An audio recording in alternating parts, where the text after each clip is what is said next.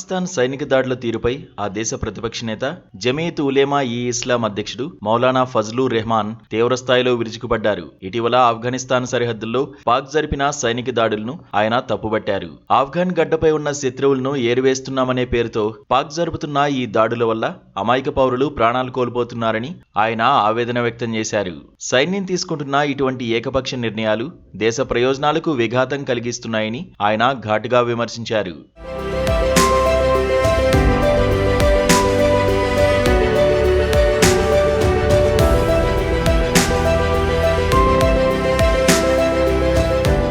ముఖ్యంగా భారత్ నిర్వహించిన ఆపరేషన్ సింధూర్ దాడుల అంశాన్ని ప్రస్తావిస్తూ ఆయన పాక్ ఆర్మీ చీఫ్ ఆసిమ్ మునీర్కు చురకలంటించారు.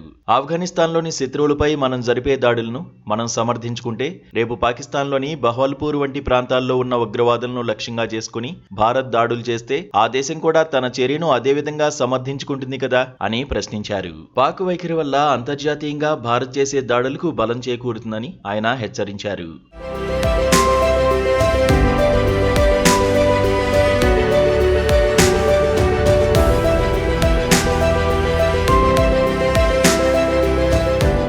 సరిహద్దు దేశాలతో ఘర్షణ వైఖరిని వీడాలని, సైన్యం తన పరిధిని దాటి వ్యవహరించకూడదని ఫజ్లుర్ రెహమాన్ సూచించారు.